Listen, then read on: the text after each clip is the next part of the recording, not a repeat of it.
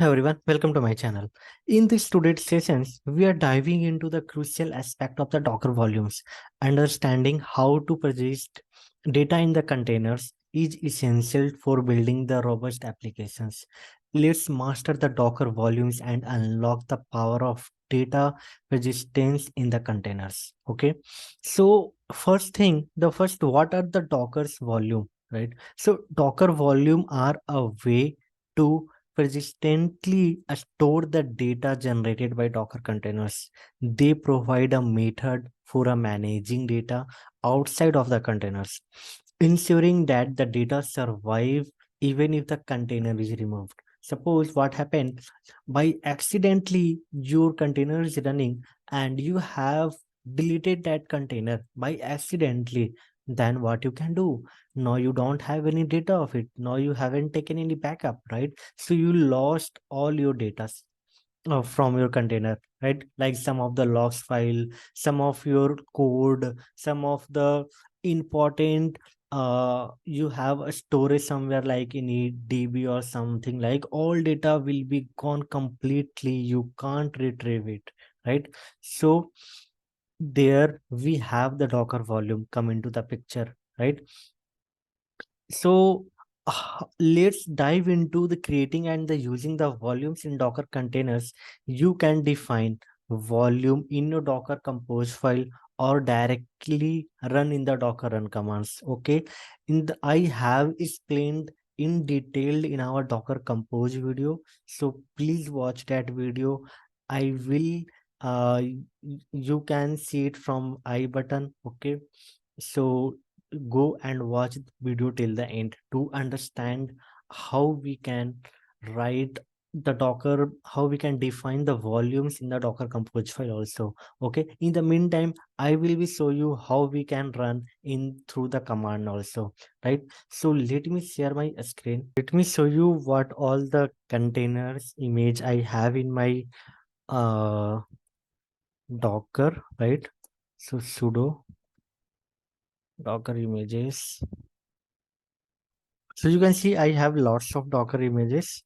So if I see, then Certainty JNI app is now up and running. Okay, as you can see, but I haven't created any uh, volume for it.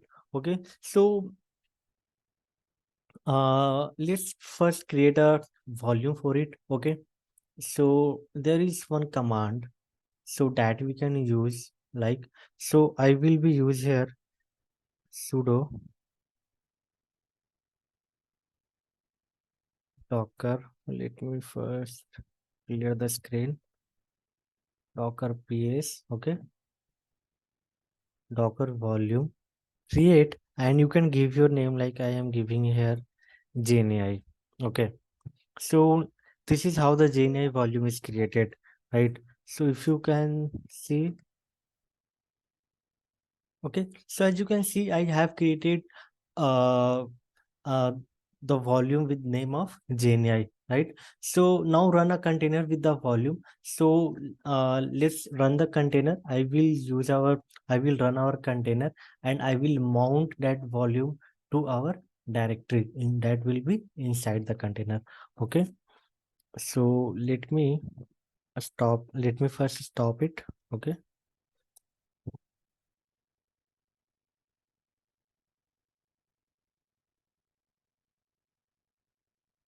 And it is running on 5004 port number. Okay.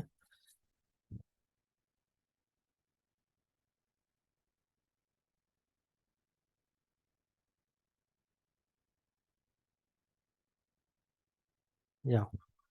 So now what you can do here like sudo docker run -v, and then you can give your uh, volume name colon, and what all the data you want to mount. Like I want to mount all the data that is in app and inside the data, right? And then you can give your image name, like my image name is I certainty Chennai, right?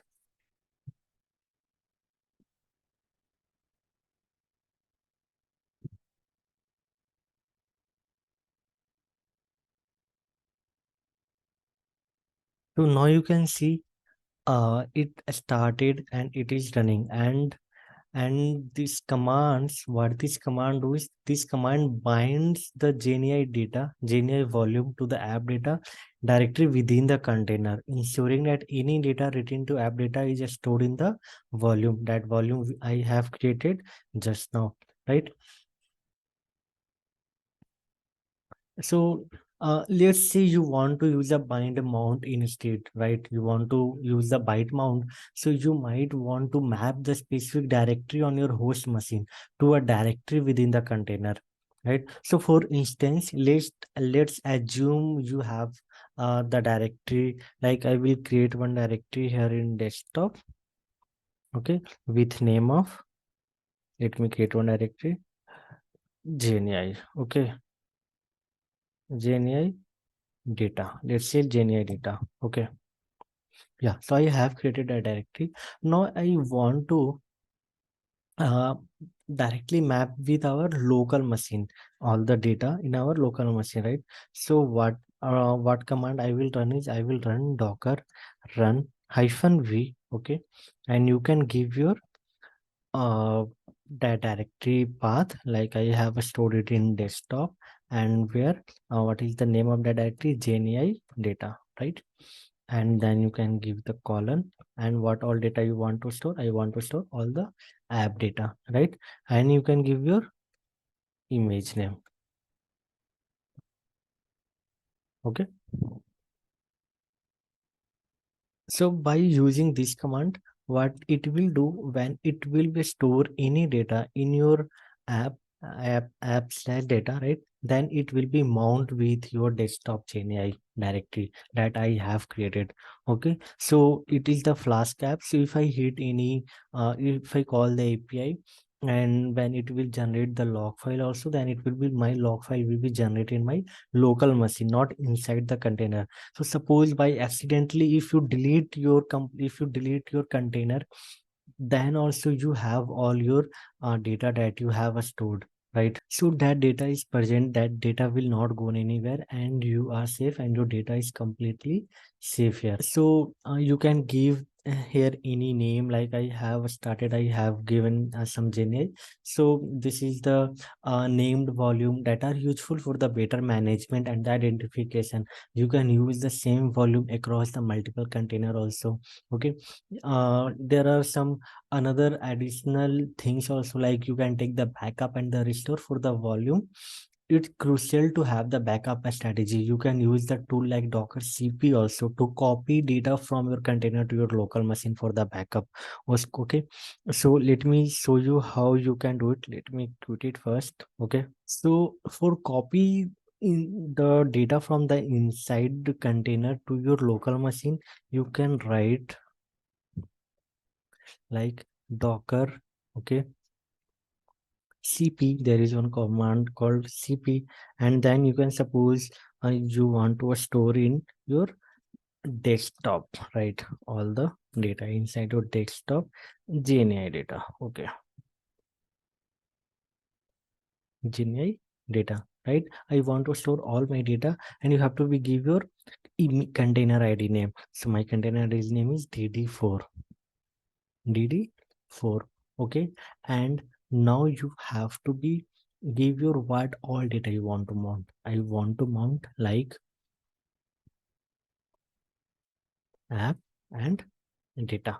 So all the data will be stored in your, all the data will be from desktop, okay, from desktop GNI data, it will be stored in your this volume, okay, like in your container and inside your container app and data, right? So suppose if you want to store container data to your local machine data, okay, then what you have to be do is you have to be remove this part, okay. Do control X, okay, I think it won't work.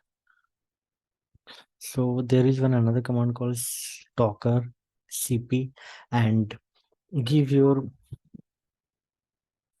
ID name, okay, container ID name, that is dd4, okay. What I want to do, I want to take all the data backup from app data to where you want to take it. I want to take it in desktop slash and GNI, right? GNI data. So what it will do, it will be copy all your data from this Docker container to your local machine data set. Okay. So by doing the copy all your data inside your local machine, also it will be secure your all the data set. Okay. So now let's discuss some of the best practice for the handling the data in the Dockerized applications. Like, so you can use volume for the persistent data. So that I have shown you all the commands. Like volume are the ideal for the persistent data that need to survive the container's life cycle. Okay, there are some backup and restore. Regularly backup your volumes to prevent the data loss and have a strategy for restoring them when needed. Okay, leverage the named volume, use the named volumes for better management and the identifications. We covered the creating using volumes, explored bind mounts, and discussed the best practices for the handling the data. Now you have the tools to master the persistence in your Dockerized applications. If you found this video helpful, don't forget to like, subscribe for more Docker and data science content. Thanks for joining me today.